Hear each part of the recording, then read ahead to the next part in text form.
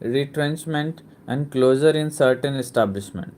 The special provision relating to layoff, retrenchment, and closure in certain establishment are dealt with in section 25K to 25S of the Act. Relating to layoff, no workman other than a badly workman or a casual workman whose name is borne on the muster rolls of an industrial establishment shall be laid off by his employer except with the prior permission of the appropriate government or such authority as may be prescribed by the government by notification in the official gazette.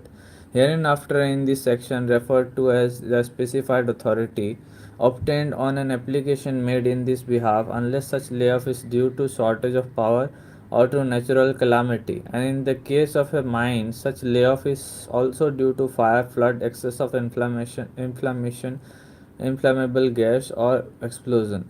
Where the workmen other than badly workmen or casual workmen of a mine have been laid off under section 1 or subsection 1 of section 25M for reason of fire, flood or excess of inflammable air, gas or explosion, the employer in relation to such establishment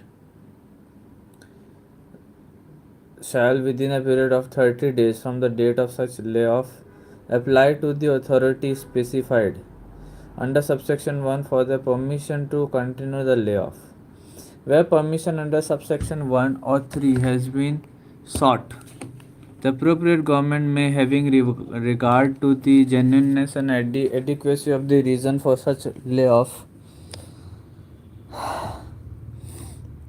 after giving reasonable opportunity of hearing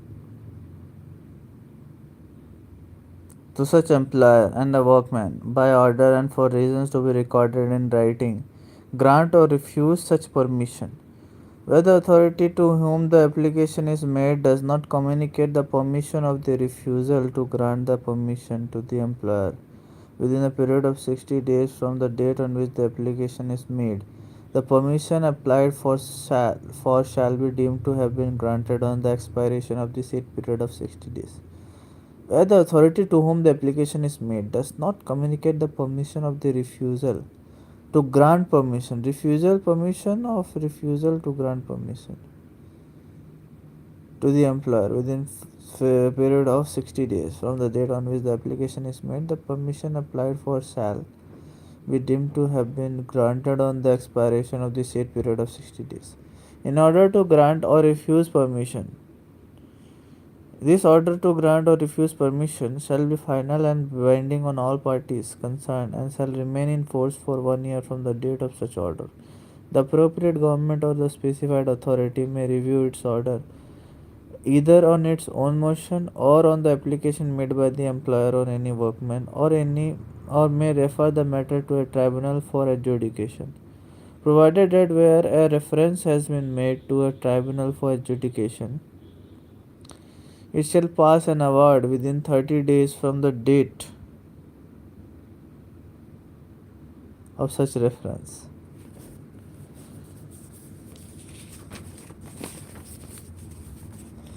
If no application for permission is made within specified time or permission is refused, such layoff shall be treated as illegal, and the workman shall be entitled to all the benefits under law and as if they had not been laid off.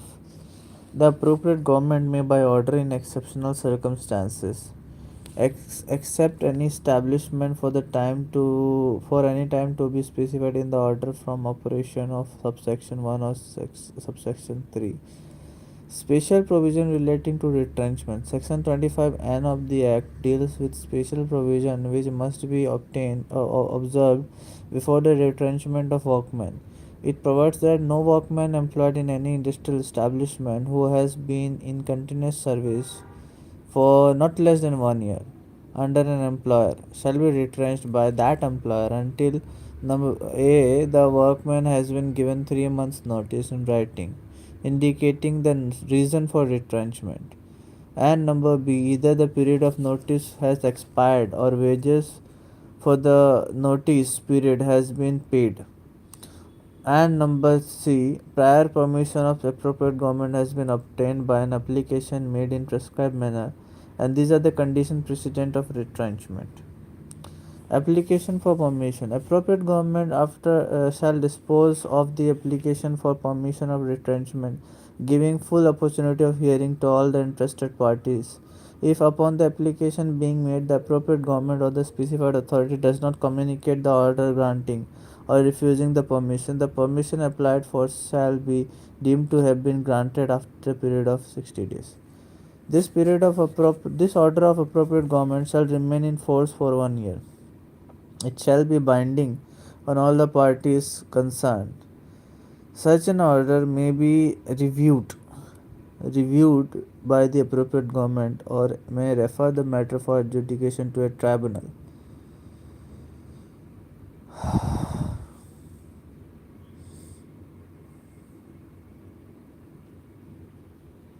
which shall pass its award within 30 days from the date or reference.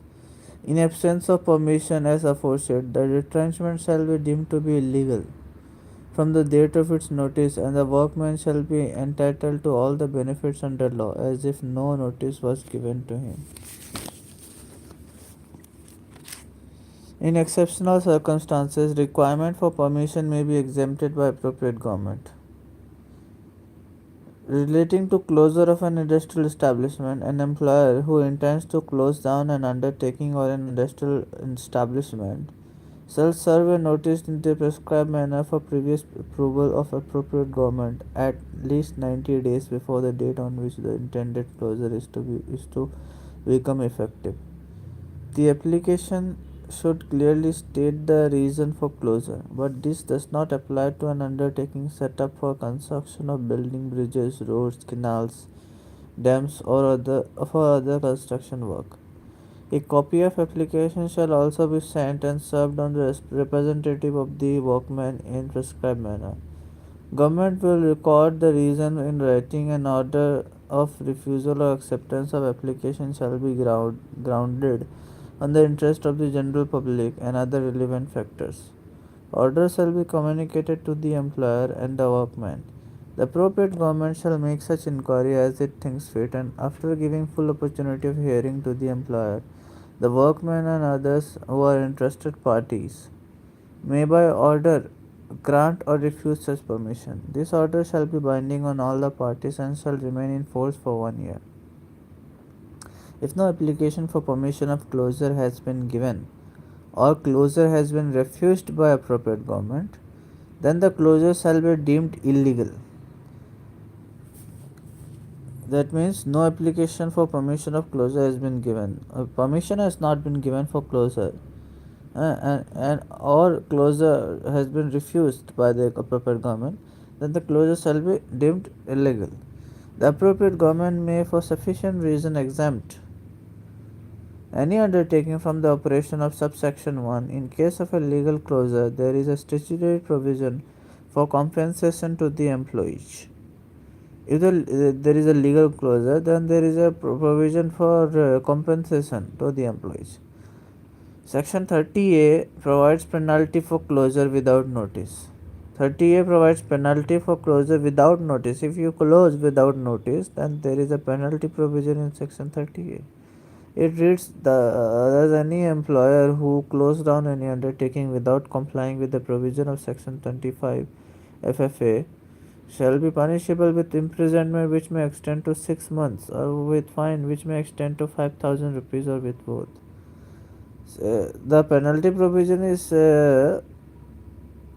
mentioned under section 25 FFA, and there is a punishment of 6 months or of a fine up to 5,000 or with both. So there is a punishment clause, punishment provision. On closure, compensation shall be given to the workmen as per provision of section 25 FFF as they are thrown out of employment due to closure. What is the law relating to strike and lockout during the pendency of the proceeding in respect of dispute to which the strike or lockout relates, or during the period of operation of any settlement or award in connection with the dispute? So point out distinction between closure and lockout. Number A, no workman who is employed in any industrial establishment shall go on strike in breach of a contract, and no employer or any such workman shall declare a lockout. No workman who is employed shall go on strike in breach of the contract. If there is a contract that violation of contract with violation, no workman shall go on strike, and with no employer shall decide a lockout during the pendency of conciliation proceeding before a board and 7 days after the conclusion of such proceeding. If the conciliation, if there is a pendency of conciliation proceeding before a board and 7 days after the conclusion, only within 7 days no lockout can be declared. Number B, during the pendency of a proceeding before a labor court, tribunal or national tribunal, and 2 months after the conclusion of such proceeding. When the proceeding is pending before a labor court or tribunal or national tribunal, and 2 months after conclusion of within 2 months after the conclusion of the proceeding, no lockout can be declared. Or these are the clause these are clause A, these are and clause B, and there is another clause BB. During the pendency of arbitration proceeding before an arbitrator and 2 months after the conclusion of such proceeding, where a notification has been issued under subsection 3 of the section 10A or clause C during any period in which a settlement or award is in operation, and in respect of any of the matters covered by settlement or award. A conciliation proceeding relating to a matter concerning all employees may bar a strike or a lockout, but if the proceeding is limited to a particular demand covering one specific class of employees, and other workmen who are not interested in the demand may not be bound by it. 1961 1L 244 SC. In case of a public utility service, no workman shall go on strike in breach of a contract, and no employer or any such workman shall declare a lockout during the pendency of any of the conciliation proceeding before a conciliation officer and 7 days after the conclusion of such proceeding. There is a distinction between a strike envisaged in by section 33 clause C in respect of matter covered by a settlement envisaged by section 21. A strike is a breach of a contract during the operation of a settlement falls under section 23C clause C and is illegal under section 24.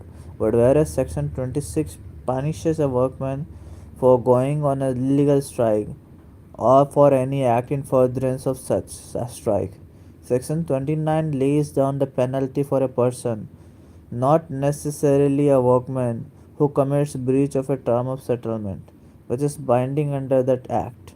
Workmen of the Motor Industrial Company Limited versus Management of the Motor Industries Company Limited, ERN 1969, SC 1280. The provision of the section 23 applied to all industrial establishment. For a public utility service, both section 22 and 23 apply, but 23 alone applies to other industries. Closure and lockout distinguished. The distinction between a closure and lockout has been fully discussed in a case reported in the Management of Express Newspaper Limited versus its workers, AIR 1968 SC5. The main feature of difference between the two are given below. In case of closure, the employer, as the matter of fact, does not only close down the place of business, but he actually closed the business too, and that too forever. Precisely speaking, the closure is the final and irrevocable termination of all the business. On the other hand, the lockout indicates the closure of the place of business. So, final closure means in case of closure means final closure. Achha. On the other hand, lockout indicates closure of the place of business and not the closure of business itself.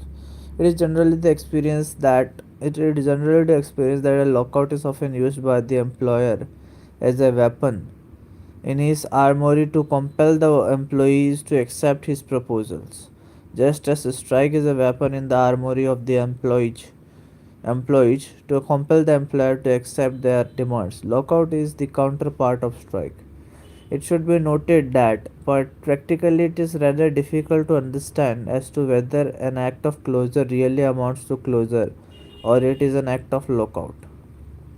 So it is that's all about this video. If you find it value, like, subscribe my YouTube channel.